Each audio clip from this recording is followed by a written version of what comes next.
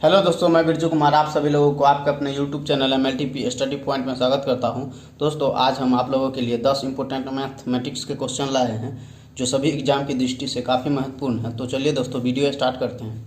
पहला क्वेश्चन आपका, ए, बी और सी एक रेस्टोरेंट शुरू करने के लिए निवेश करते हैं। कुल निवेश 3 लाख रुपये का था। बी ने ए की तुलना में 50,000 रुपये अधिक निवेश किया और सी ने बी से 25,000 रुपये कम निवेश किया। यदि साल के अंत में अर्जित लाभ 14,400 रुपये था तो उस लाभ में सी का हिस्सा क्या होगा। तो देखिए दोस्तों, मान लीजिए कि ये जो x रुपया निवेश किया, ए बराबर मान लीजिए आप x रुपया निवेश किया, तो क्या कह रहा है, बी ने ए की तुलना में 50,000 अधिक किया, तो बी बराबर कितना हो जाएगा, x प्लस 50,000, x प्लस, क्योंकि इससे ये अधिक 50,000 निवेश कर रहा है। अब क्या कह रहा है, सी ने बी से 25,000 कम रुपये का निवेश किया, तो सी बराबर क्या हो जाएगा, बी जो जितना है x प्लस 50,000 और माइनस इससे जो 25,000 कम निवेश किया है, x प्लस 50,000 और माइनस ये 25,000, जो सी जो निवेश किया है वो x प्लस इसे घटाइएगा तो x प्लस 25,000, सी का निवेश निकल गया x प्लस 25,000। अब क्या कह रहा है, जो तीनों मिला के 3 लाख रुपये का निवेश किया है, तो तीनों का आप योग कर लीजिए तो एक x, ये तीनों का जोड़िएगा 3x, देखिए x और ये c का ये आया है तो 3x और ये 50 और 25 75, 3x प्लस 75,000 बराबर कितना है, 3 लाख रुपया है, टोटल है 3 लाख रुपया। तो 3x बराबर हो जाएगा आपका, इधर 75,000 प्लस में इधर माइनस में हो जाएगा, तो घटाइएगा 3 लाख में से 75,000 तो 2 लाख आपका 25,000 आएगा, 2,25,000। तो x बराबर आपका आ गया, ये काटिएगा 3 से यानी 75 से कट जाएगा तो आपका आ गया 75,000। जो x का मान निकाले हैं वो 75,000 निकाले, तो x क्या माने थे, a का जो लाभ प्राप्त होता है वही x माने थे, तो a हो गया आपका, a बराबर हो गया 75,000 निवेश किया और b कितना हो जाएगा आपका, b बराबर हो जाएगा x से 50,000 ज़्यादा यानी 75,000 और प्लस 50,000 तो कितना हो जाएगा 1,25,000। b का जो निवेश होगा वो 1,25,000। अब c का कितना होगा, x यानी a से 25,000 ज़्यादा, तो a के 75,000 हो जाएगा तो 25,000, यानी कि इसका जो हो जाएगा वो आपका 1 लाख हो जाएगा निवेश। तो तीनों ए बी सी का जो आपका जो आ गया ये 75,000 और ए बी 1,25,000 और सी 1 लाख रुपया लगाता है। तो अब देखिए, तो टोटल जो लाभ है वो आपका 14,400 है। तो इसमें देखिए सी का जो लाभ निकालने के लिए आपका जो टोटल जो रुपया लगाया है उससे भाग दे दीजिए, टोटल रुपया जो है आपका 3 लाख है और उससे भाग दे दीजिएगा और सी का जो जितना लगाया होगा उससे गुना कर दीजिएगा, तो सी का जो लाभ होगा वो आपका आ जाएगा। तो इससे 1 लाख लगाया है सी ने, तो 1 लाख से इसको गुना कीजिए, 5 जीरो से ये 5 जीरो कट जाएगा, इसको 3 से गुना करिएगा तो आ जाएगा आपका 4800। ऑप्शन बी आपका सही हो जाएगा। अगला क्वेश्चन देखिए दोस्तों, दिए गए चित्र में त्रिभुज DEF एक समकोण त्रिभुज है। यदि कोण G बराबर 120 डिग्री और DG बराबर 12 cm, GF बराबर 10 cm है तो DF का मान ज्ञात कीजिए। तो देखिए दोस्तों, इसको कैसे सॉल्व करते हैं। क्या कह रहा है, त्रिभुज DEF में ये जो कोण है ये आपका 120 डिग्री दिया हुआ है। तो जानते हैं दोस्तों, ये रेखा पर जो बना कोण होता है वो 180 डिग्री का होता है। तो इधर हो गया आपका 120, तो इधर कितना बचा, इधर जो बच गया वो आपका 60 डिग्री बच गया। और आपका जो दिया हुआ है ये दिया हुआ आपका GF दिया हुआ है 10 और ये आपका DG दिया हुआ है 12। तो देखिए दोस्तों, ये कर्ण आपका दिया हुआ है, इस त्रिभुज का जो है DEF का जो है वो कर्ण आपका दिया हुआ है, कर्ण दिया हुआ है कितना 12 cm। तो इसके मदद से आप आधार निकाल सकते हैं और ये लंब निकाल सकते हैं। इन दोनों को पहले निकाल लेते हैं। तो देखिए दोस्तों, यहाँ कर्ण दिया हुआ है और आधार निकालना है तो किसका फॉर्मूला लगाएंगे, कॉस थीटा का। कॉस थीटा बराबर होता है क्या आपका, कॉस थीटा बराबर होता है आधार बट्टा कर्ण। तो आधार आपका कितना, आधार तो निकालना है, आधार यानी कि EG अब बट्टा कर्ण आपका कितना दिया हुआ है 12 और कॉस थीटा कितना मान होगा 60 डिग्री, तो कॉस 60 डिग्री का मान कितना होता है 1/2 EG बट्टा 12, यहाँ से काटिएगा तो यानी 6, तो क्रॉस गुना करिएगा तो EG बराबर कितना आ जाएगा आपका 6, EG बराबर 6 आ गया। तो अब देखिए ये आधार आपका आ गया है तो लंबा यहाँ से ज्ञात कर सकते हैं, आधार आ गया है तो लंब ज्ञात कर सकते हैं tan थीटा के माध्यम से। तो tan 60 डिग्री बराबर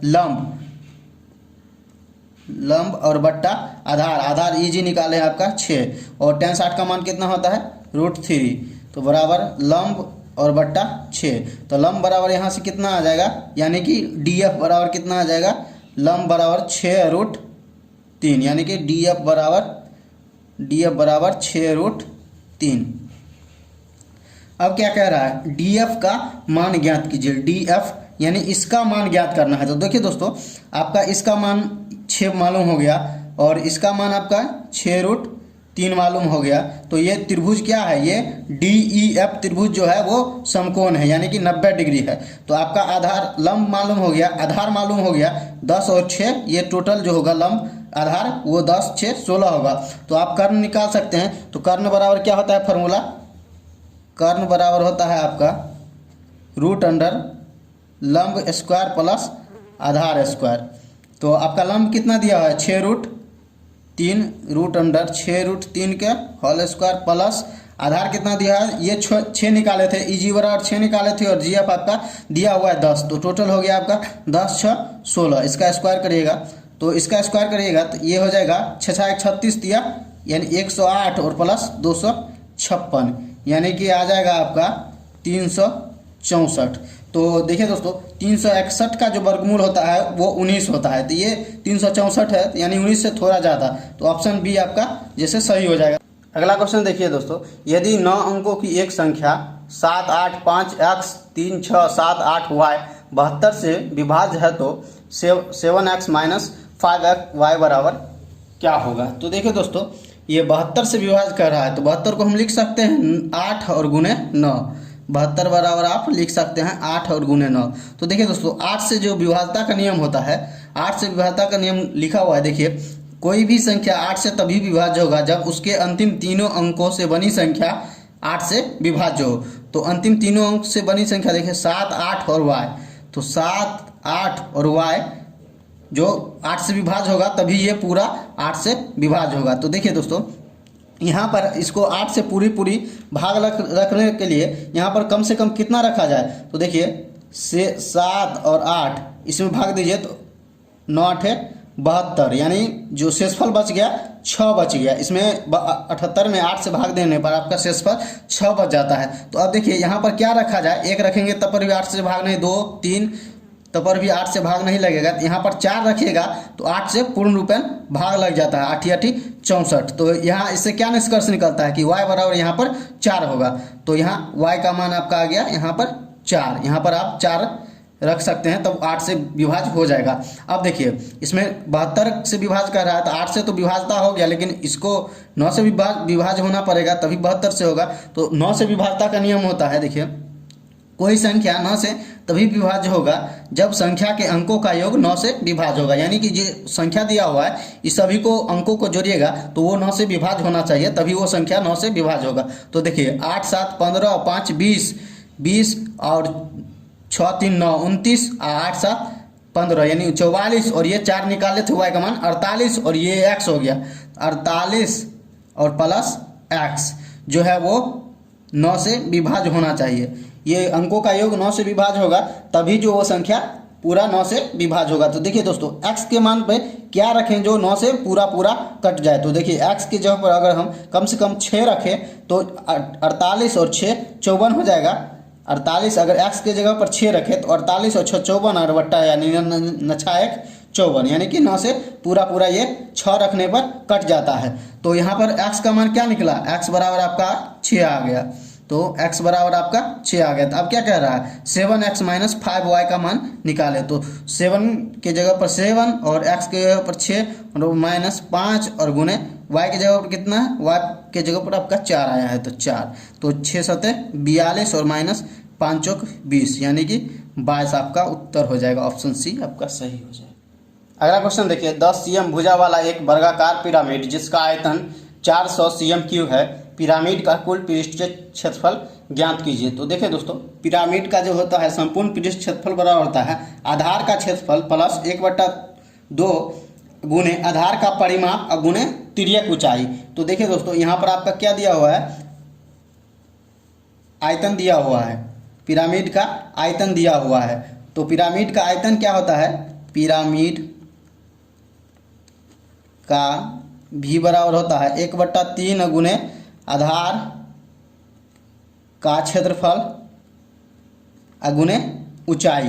तो पिरामिड का आयतन आपका कितना दिया हुआ है, 400 बराबर 1/3 गुने आधार। देखिए आधार आपका 10 cm भुजा वाला एक वर्गाकार है, तो वर्ग है तो उसका क्षेत्रफल निकाल लीजिएगा। तो वर्ग का क्षेत्रफल होता है भुजा स्क्वायर, यानी कि 10 दाएं की 100 गुने h। यहाँ से पहले आप h निकाल लीजिए, यहाँ से ये 0 से 0 कट जाएगा तो h बराबर आपका आ गया 4 तिया 12। तो आपका h बराबर आ गया 12। लेकिन यहाँ क्या कह रहा है, तिर्यक ऊंचाई, तिर्यक की ऊंचाई वो मालूम करना है। तो आपका h बराबर 12 आ गया और ये भुजा है। देखिए अब वर्गाकार होगा तो ये देखिए अगर ये सीधा जो लंब डाला गया है, मतलब इसकी जो ऊंचाई होगी ये बीचों बीच होगी, तो ये जो होगा ये आपका समकोण बनेगा। तो ये वर्गाकार जो है वो वर्गाकार, देखिए वर्गाकार जो है उसका जो भुजा कितना है 10 cm है, तो इसकी टोटल जो है ये दूरी 10 cm है। तो इसका जो कितना हो जाएगा, आधा जो हो जाएगा वो 5 cm हो जाएगा। तो इसकी जो ये लंबाई आपका 5 cm हो जाएगा और ऊंचाई जो आप निकाल लिए हैं वो 12 cm हो जाएगा। तो आप तिर्यक ऊंचाई निकाल सकते हैं, यहाँ से आप तिर्यक ऊंचाई जो है वो निकाल सकते हैं। तो तिर्यक ऊंचाई, तो यहाँ समकोण त्रिभुज हो गया, तो यहाँ से कर्ण, तिर्यक ऊंचाई कर्ण बराबर होता है √अंडर लंब स्क्वायर प्लस आधार स्क्वायर। तो आपका जो हो जाएगा वो लंब हो जाएगा 12 सेंटीमीटर प्लस कर्ण, तो 5 25 और प्लस 144 यानी कि 169 और ये 169 का वर्गमूल कितना होता है 13। तो आपका जो तिर्यक ऊंचाई है वो आ गया आपका कितना 13। तो पिरामिड का संपूर्ण पृष्ठ क्षेत्रफल बराबर होता है आधार का क्षेत्रफल। तो आधार का क्षेत्रफल तो आपका मालूम है 100 होगा, क्योंकि भुजा है वर्गाकार और उसका क्षेत्रफल होता है भुजा स्क्वायर, तो 100 और प्लस 1/2 गुने आधार का परिमाप। तो वर्ग का परिमाप कितना होता है 4 गुने भुजा, तो 10 गुने 4 और गुने तिर्यक ऊंचाई। तिर्यक ऊंचाई कितना है आपका 13, इसे काटिएगा तो ये 2 से कट जाएगा, 4 2 दूनी 4, तो गुना करिए तो ये हो जाएगा 20 और 13 को गुना करिएगा तो 260। तो आपका हो जाएगा 100 और प्लस 260, यानी कि जो आपका संपूर्ण पृष्ठ क्षेत्रफल होगा वो 360 cm स्क्वायर। ऑप्शन सी आपका सही हो जाएगा। अगला क्वेश्चन देखिए, ए बी और सी किसी काम को एक साथ 12 दिन में खत्म कर लेते हैं। बी की तुलना में ए 2 गुना अधिक उत्पादन करता है और सी अकेला इस काम को 36 दिन में कर सकता है। यदि सी छुट्टी पर चला जाता है तो ए और बी मिलकर इस काम को कितने दिन में कर लेंगे। तो देखिए दोस्तों, ए प्लस बी प्लस सी जो टोटल काम है वो 12 दिन में करते हैं, तो एक दिन में कितना करेंगे 1/12 भाग करेंगे। और क्या कह रहा है, सी जो है वो अकेला 36 दिन में कर लेता है। जो सी है वो अकेला 36 दिन में कर लेता है, एक दिन में 1/36 भाग करेगा।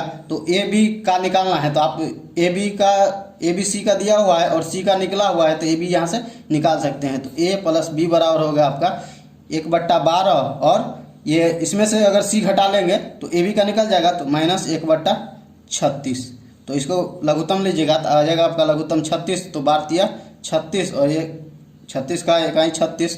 तो ए प्लस बी बराबर हो जाएगा आपका 2/36। तो इसे काटिएगा तो 18 से कट जाएगा, तो ए प्लस बी बराबर हो जाएगा आपका 1/18, यानी कि एक दिन में ये 1/18 भाग करता है। तो पूरा काम कितना दिन में करेगा, ए प्लस बी बराबर जो होगा वो पूरा काम 18 दिन में करेगा। क्योंकि देखिए यानी एक दिन में 1/18 करता है, तो काम के उल्टा होता है जो उसका समय होता है।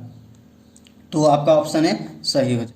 अगला क्वेश्चन देखिए दोस्तों, राम अपने वेतन का 40% भोजन पर, 20% घर के किराए पर, 10% मनोरंजन पर और 10% यातायात पर खर्च करता है। यदि महीने के अंत में उसकी बचत जो है वो 1500 है तो उसका वार्षिक वेतन क्या होगा। तो देखिए दोस्तों, कोई भी वेतन होगा वो 100% होगा, कोई भी वेतन वो 100% से तो अधिक नहीं होगा। और खर्च कितना कर लेता है ये 40% और प्लस 20% और प्लस 10% और प्लस 10%, 40 20 60 10 70 और 10 80, इसमें से ये 80% खर्च कर लेता है। और बचता कितना है इसका 20%, तो 20% बच जाता है, वही बचत उसका 1500 है, तो 20% जो बचत उसका 1500 है, तो 20% 1500 है, तो एक कितना होगा, एक जो होगा वो 1500 बट्टा 20 और प्रतिशत हटाइएगा तो बट्टा में 100 होगा, तो बट्टा में 100 ये पलट के ऊपर में 100 हो जाएगा, तो इसे काटिएगा तो 20 पंचे 100 और ये हो जाएगा 15 पंचे 7500, यानी कि जो इसका मासिक वेतन है वो हो जाएगा आपका 7500। तो क्या कह रहा है, उसका वार्षिक वेतन ज्ञात करें, तो मासिक वेतन को वार्षिक वेतन में बदलने के लिए 12 से गुना कर देते हैं, तो इसको 12 से गुना करिएगा तो 75 गुने 12 करिएगा तो आपका हो जाएगा 90,000। ऑप्शन सी आपका सही हो जाएगा। अगला क्वेश्चन देखिए, 3 से आरंभ होने वाली और 5 से समाप्त होने वाली 4 अंकों की महत्तम और लघुत्तम संख्याओं के बीच का अंतर है। तो देखिए दोस्तों क्या कह रहा है, 3 से आरंभ होने वाली और 5 पे समाप्त, तो 4 अंकों की, तो 4 अंकों की जो संख्या है वो 3 से आरंभ होने वाली यानी 3005, जो सबसे छोटी संख्या होगी जो 3 से आरंभ होगी और 5 पे समाप्त होगी वो होगी 3005। और क्या कह रहा है, 4 अंकों की सबसे महत्तम संख्या जो होगी, अब महत्तम संख्या निकाल लीजिए, तो महत्तम संख्या होगी 3995, जो 3 से शुरू होगा और 5 से समाप्त होगा। ये क्या कह रहा है, महत्तम और लघुत्तम संख्याओं के बीच का अंतर, तो ये आपका जो महत्तम हो गया ये आपका हो गया 39,995 और लघुत्तम जो हो गया वो मतलब छोटा संख्या जो हो गया वो 3005, इसको घटा लीजिएगा तो आपका आ जाएगा 990, यानी कि ऑप्शन डी आपका सही हो जाएगा। अगला क्वेश्चन देखिए, एक क्षैतिज सतह पर एक खड़ा एक टावर के आधार 160 सेंटीमीटर एक बिंदु पर निश्चित कोण बनाता है। टावर की तरफ 100 सेंटीमीटर चलने पर पाया जाता है कि टावर पहले से 2 गुना कोण बनाता है, टावर की ऊंचाई क्या होगा।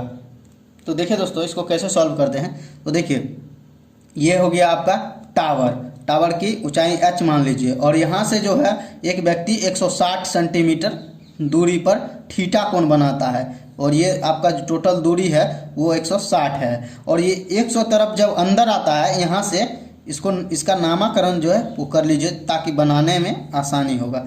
ये भी सी है और ये सी बिंदु से 100 मीटर अंदर आता है, यानी कि मान लीजिए यहाँ तक आएगा तो इसका जो कोण होता है वो 2 गुना हो जाता है, यानी पहले थीटा था अब 2 थीटा हो जाएगा। तो 100 मीटर जो यहाँ से ये इसका जो दूरी हो जाएगा ये 100 मीटर हो जाएगा, ये दूरी 100 मीटर है और टोटल 160 है, तो इतना का दूरी कितना हो जाएगा 160 और माइनस ये वाला दूरी घट जाएगा, तो ये हो जाएगा आपका 60। अब देखिए यहाँ से आप tan थीटा के फॉर्मूला बैठाएंगे, आप देखिए तो इसका देखिए इसमें ये त्रिभुज ABC में थीटा बराबर क्या होगा, थीटा ही होगा, तो tan थीटा बराबर होगा आपका लंब दिया हुआ है आपका h और आधार यानी कि टोटल B और C की दूरी टोटल जो है 160 मीटर है, तो बट्टा में 160।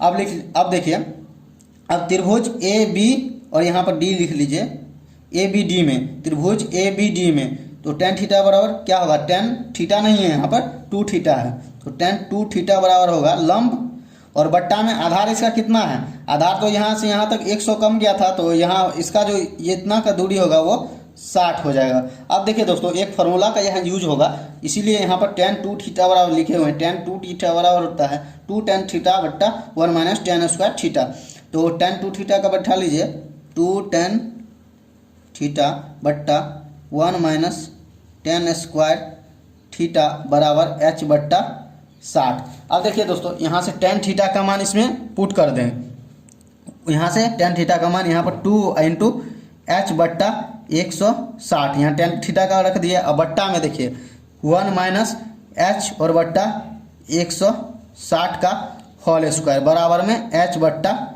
60। अब देखिए ये 2 से ये कट जाएगा 80, और यहाँ देखिए इसका जो लिखिए आप लिख लीजिए h बट्टा 80 और ये बट्टा में हो जाएगा, इसका जो स्क्वायर होगा h square 1 minus h square और बट्टा 16 160 का स्क्वायर करेगा यानी 16 का 256 होता है, 0 का 2 0 हो जाएगा यानी 25,600 और बराबर में h बट्टा 60।